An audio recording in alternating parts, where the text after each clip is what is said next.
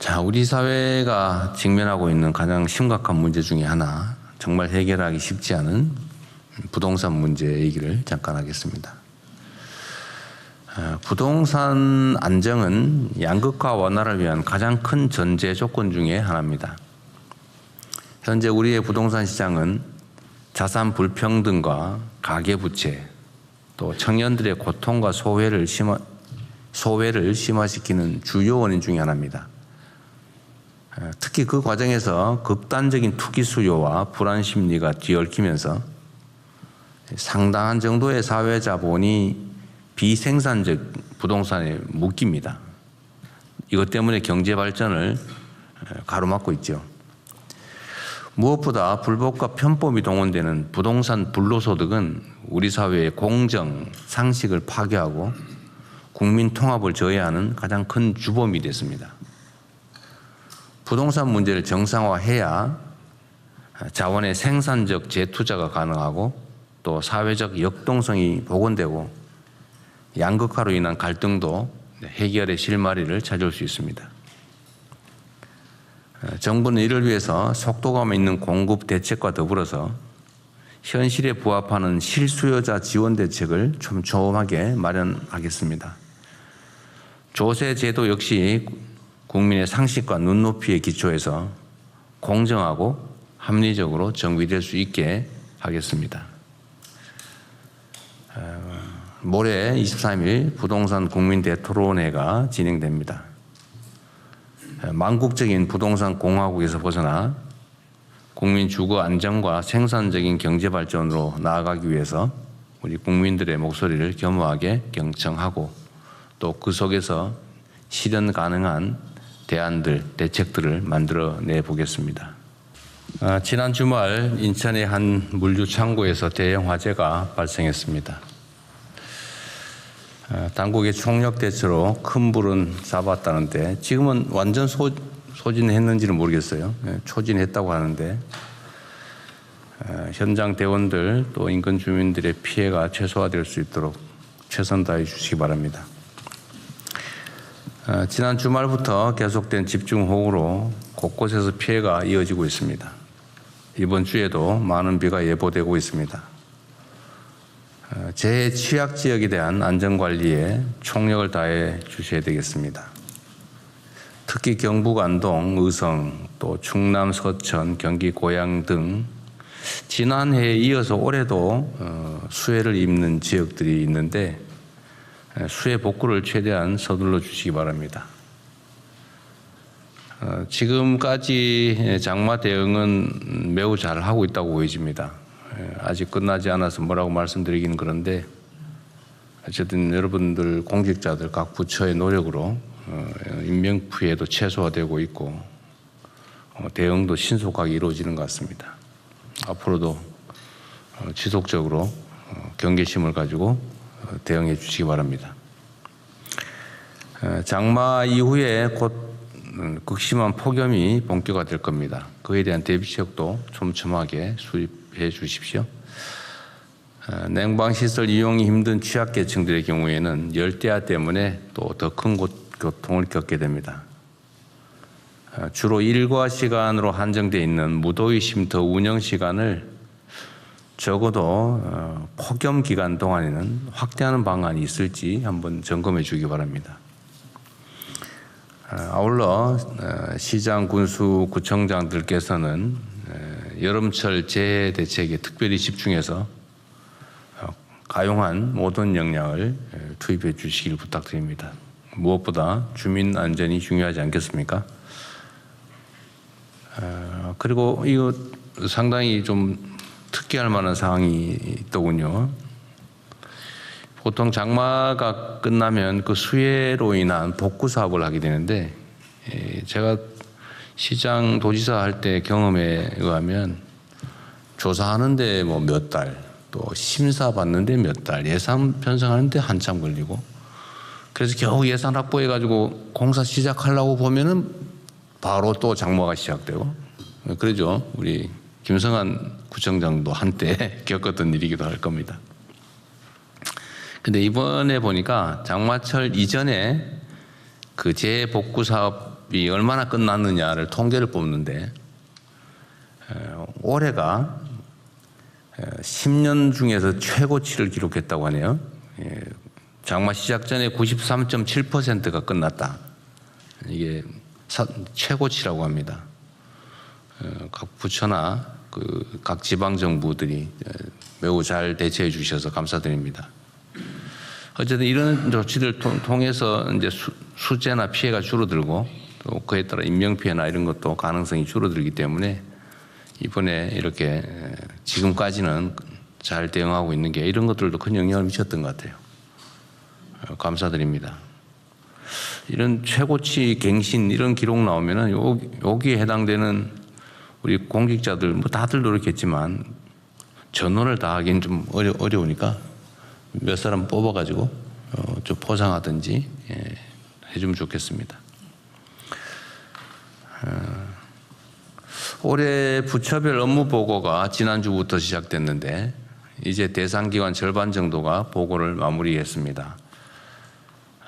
특히 이번 업무 보고에는 국민 참여단이 참석하고 있습니다.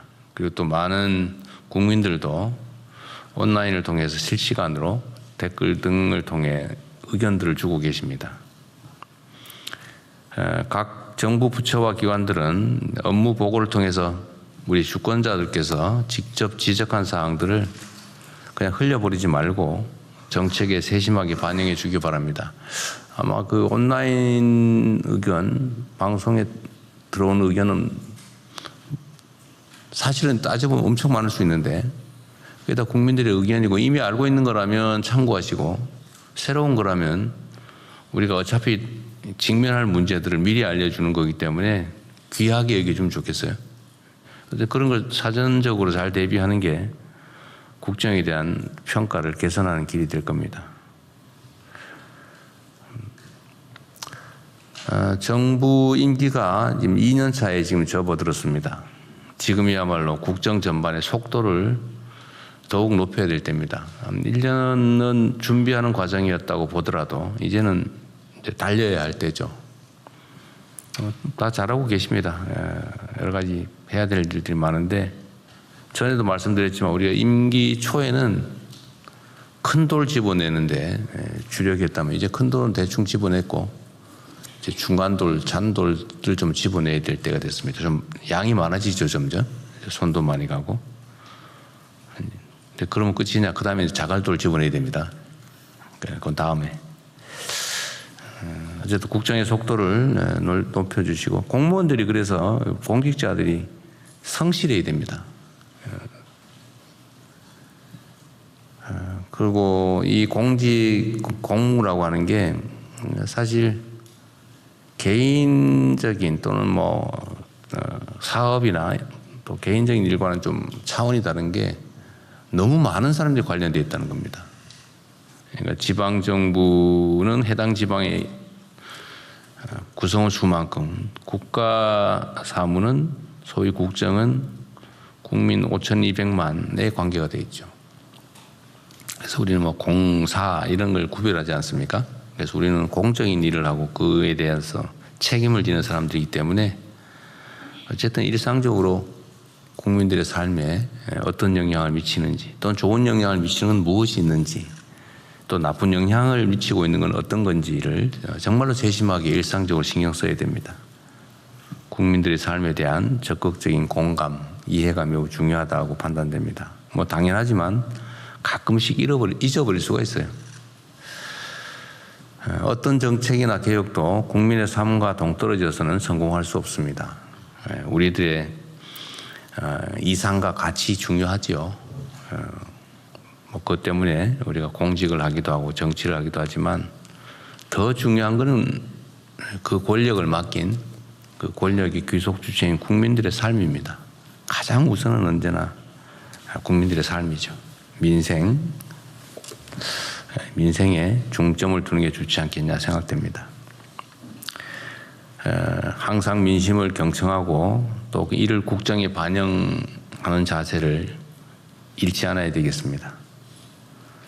또 전 부처는 지금까지도 잘 해오셨지만 언제든 정책의 전 과정을 투명하게 공개하고 끊임없이 국민과 소통하는 자세를 갖춰야 됩니다.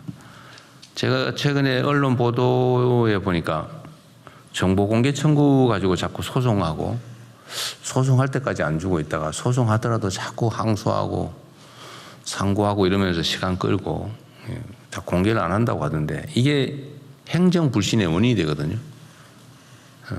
우리 국민들께서도 정보 공개 청구를 뭐 공익적 목적이든 아니면 뭐 다른 목적이든 요구를 할 때는 일정한 기준에 의해서 합리적이고 타당한 결정을 대개는 받아들여요. 그런데 법원이 그 원고 승소 판결을 할 정도의 사안이면 사실은 최초 판단이 잘못됐다는 뜻이잖아요. 정보는 또 행정 과정은 공개하는 게 원칙입니다. 이런 거 가지고 불신을 사지 않으면 좋겠어요. 각 부처나 소속 기관들이 정보 공개에서 좀 더 열린 자세를 취해 주시면 좋겠습니다. 그 총리께서 그것도 한번 좀 챙겨봐 주세요. 이게 그 예를 들면 정보 공개 거부해 가지고 소송 들어온 숫자나 아니면 패소 비율이나 이런 것들 좀 챙겨 보시고 네. 가급적 그런 일 벌어지지 않게. 네, 부처별 현황 파악해보고 상황 일단 좀 점검해보겠습니다. 좀 그래주시면 좋겠습니다. 인공지능 얘기를 잠깐 해야 될 것 같아요. 이게 우리 생각보다 너무 빨리 또 더 너무 깊숙이 우리 삶에 들어오고 있습니다. 인공지능 혁명이 우리 경제에 새로운 활력을 불어넣고 있는 한편으로는 또 이게 너무나 영향이 크기 때문에 K자형 양극화의 그늘을 너무 빠르게 키우는 측면이 있습니다. 경제 관련 수치들은 정말로 놀라울 정도로 개선되고 있습니다. 문제는 그와 달리 수많은 중소기업, 소상공인 또 청년들이 이 성장의 온기에서 소외되고 있습니다. 외형적으로는 드러나는 건 엄청나게 빠른 속도로 개선되는데 그 속에서 상황이 그 속도만큼 악화되고 있어요. 각 세대와 지역 계층을 불문하고 소득, 자산, 주거, 또 일자리 불균형이 지속되고 있습니다. 정말로 뼈아픈 현실인데 대응책을 강구해야 됩니다. 특히 본질적으로 보면 양극화가 심화하면 할수록 경제 활력이 떨어집니다. 그리고 국가 전체의 성장 잠재력도 훼손되죠. 사회 통합과 안정성도 흔들리게 됩니다. 그리고 현재 우리가 경험하고 있는 새로운 변화의 가능성, 희망 이런 것들도 자칫 지나가는 신기루가 될 수도 있습니다. 이런 측면에서 보면 양극화의 구조적인 완화는 지속 가능한 성장과 뗄 수 없는 관계입니다. 동전의 양면 같은 것이겠죠. 양극화의 완화 없이는 지속 성장이 불가능하고 또 한편으로 성장을 해야 양극화 완화도 가능합니다. 이를 위해서 청년 일자리 또 청년들의 자산 증식, 주거 안정에 범정부적인 노력이 필요합니다. 중소기업 또 소상공인들에 대한 다층적인 지원이 필요하고 지역별 맞춤형 성장 엔진 육성도 총력을 다해야 됩니다. 물론 우리가 대체적으로 이미 방향을 정해서 하고 있는 일이긴 한데 우리가 생각하는 것 이상으로 새로운 사회가 열리고 있는 만큼 그 대책도 이때까지는 상상할 수 없는 강도로 속도로 집행해야 되겠습니다. 우리 사회를 대체 불가 대한민국으로 이끌 핵심 축 중의 하나인 양극화 완화에 재정, 조세, 금융 등 관련된 모든 정책 역량을 총 집중해 주기를 부탁드립니다.